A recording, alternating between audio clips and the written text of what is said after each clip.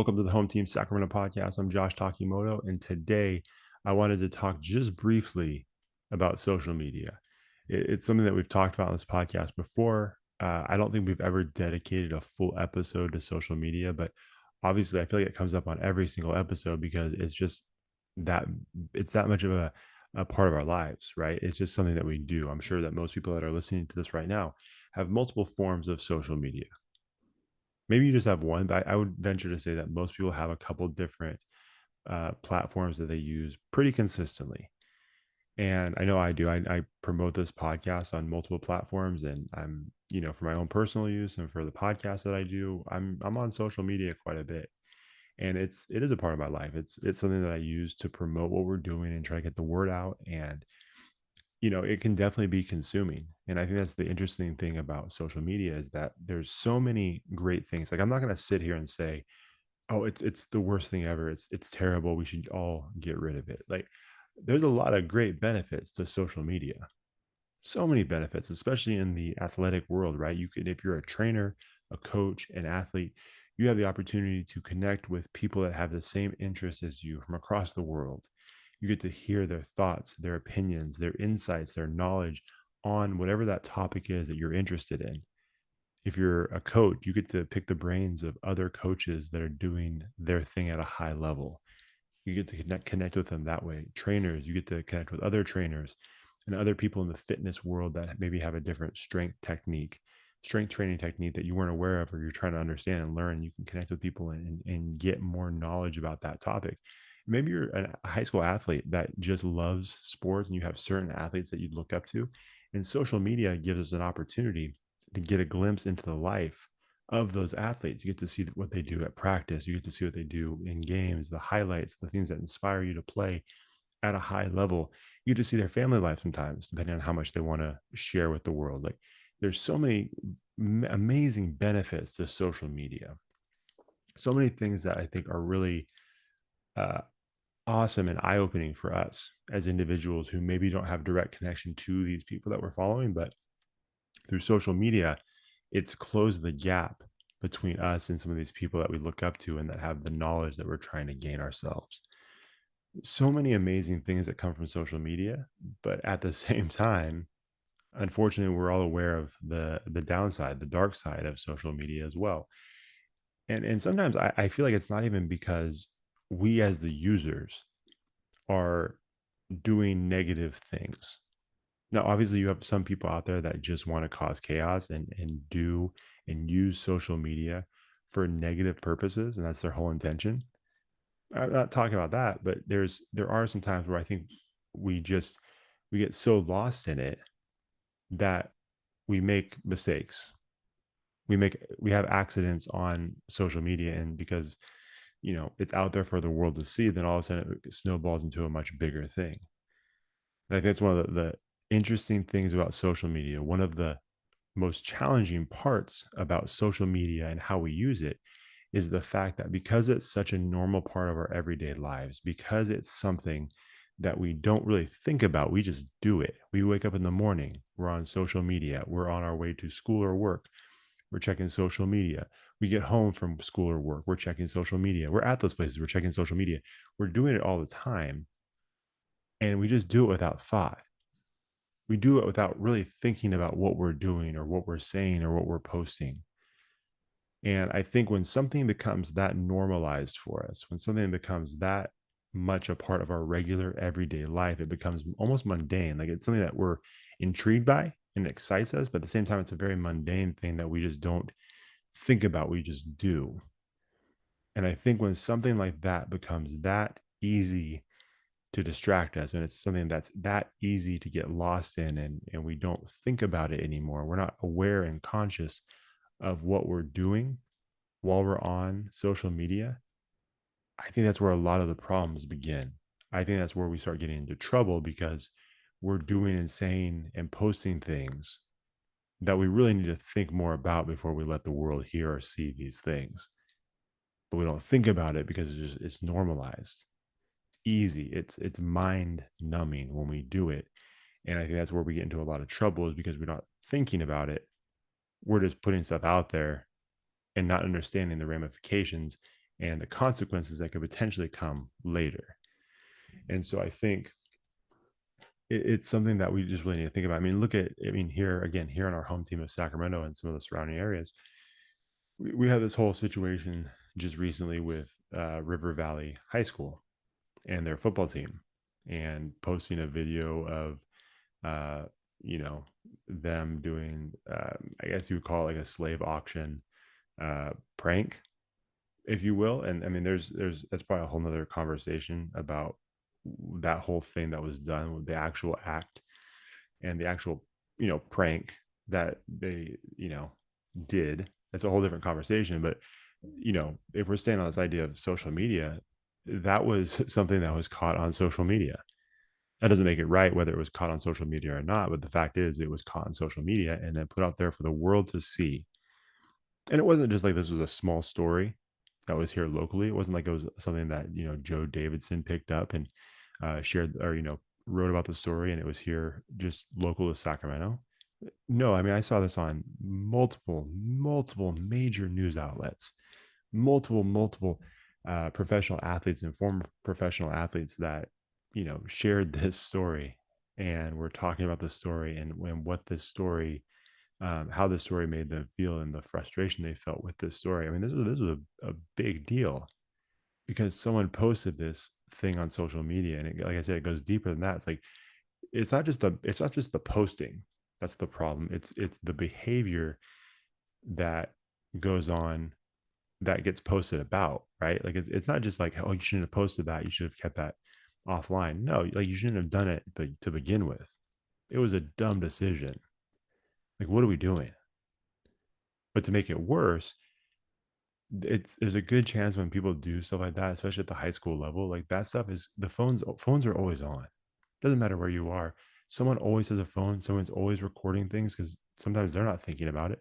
They're just recording it because they think it's funny and they think, oh, I'm just going to record this because this is, again, a normal part of everyday life that we just record stuff. We take pictures of everything, we record everything. And ultimately, it leads to a really ugly situation that seems to keep getting worse and worse. Now you have an entire team that forfeited their season, or they had their season basically, it's gone. Their season's gone now. No one can play football for that school because of this one incident that someone decided to post about. And see, that's the other thing too. What we have to realize is that it's not just, like I said, I keep saying it, but it's not just a matter of, okay, you got to be careful what you post. It's bigger than that. It's not just about what you post. It's about how are you acting? How are you carrying yourself? What kind of character are you carrying yourself? What kind of foundation of character do you have for your own life? Because here's the bottom line. We like to think that on this podcast, we have coaches and parents and teachers and other athletes and teammates that have your best in mind.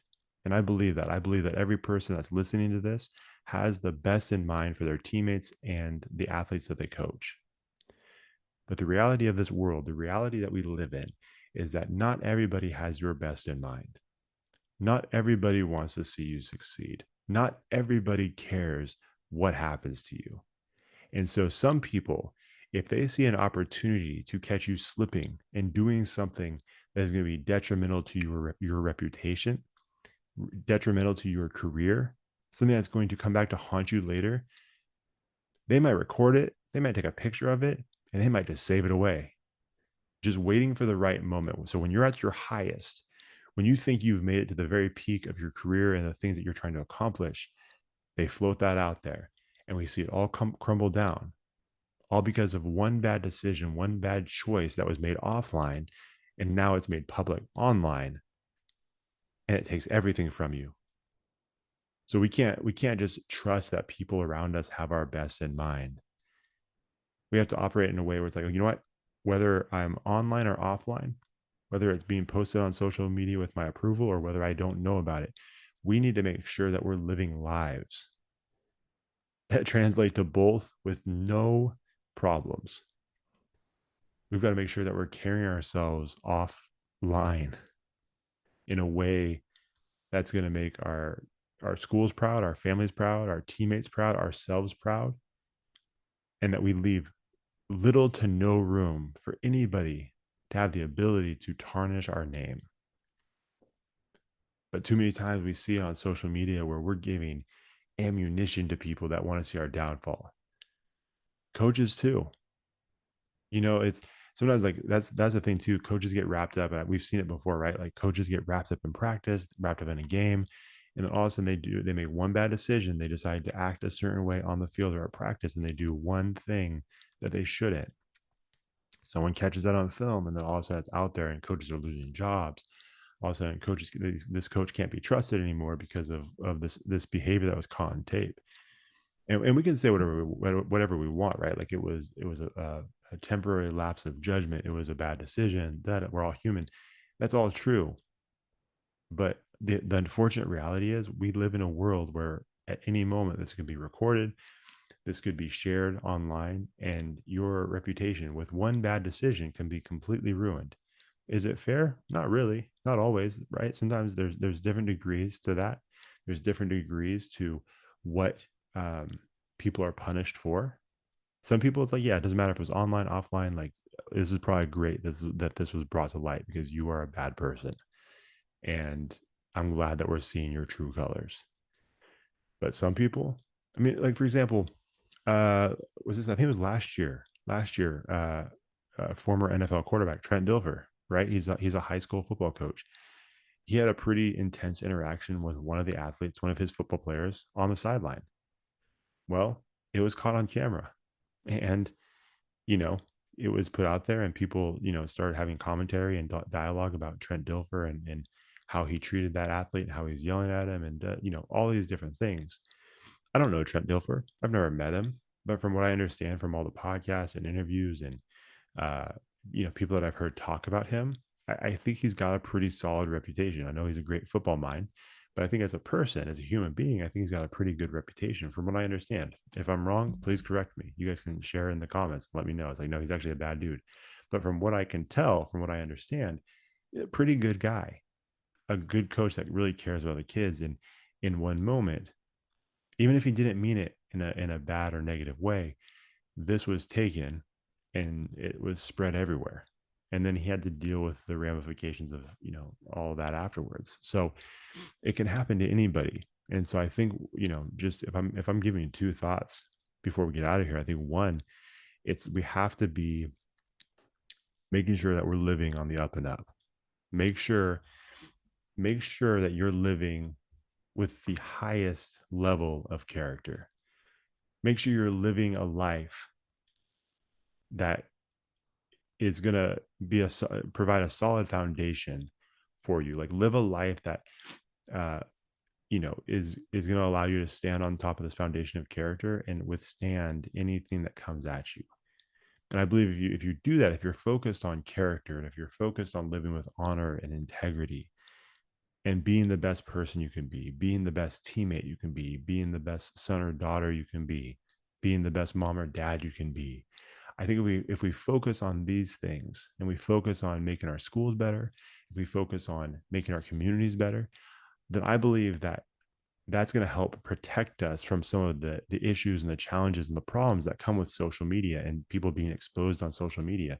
Like if you're living a great life offline, then you're going to be a lot safer when things are posted about you online because your life offline is strong enough to back up anything that comes against you online, any rumors, any problems.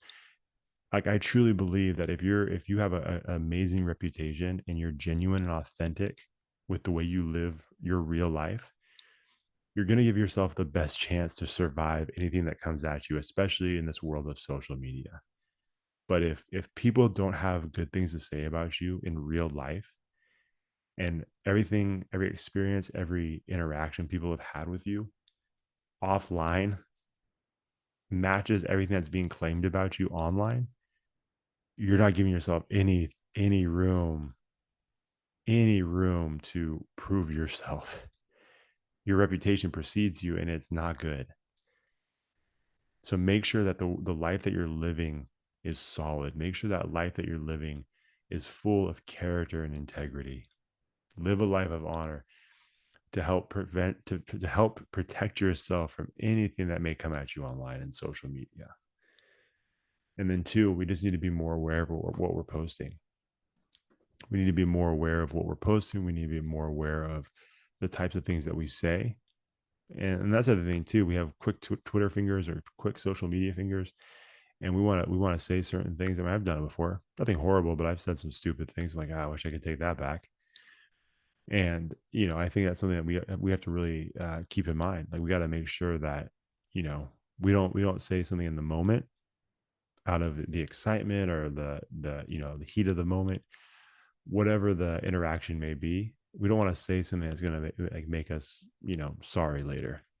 And so I think trying to be more aware, trying to, still use social media, still enjoy it, still post the huddle films and the huddle highlights and all that stuff. Like still do that stuff because that's really important for athletes to make a name for themselves, get their names out there. Like I get that. That's all important stuff, but we got to make sure that we're doing it in a way that is safe, that's beneficial, that is not going to cause issues or even leave an opening for issues to come down the road later. And so, and I think, the other thing too is not just on how we use it, but like how much we use it.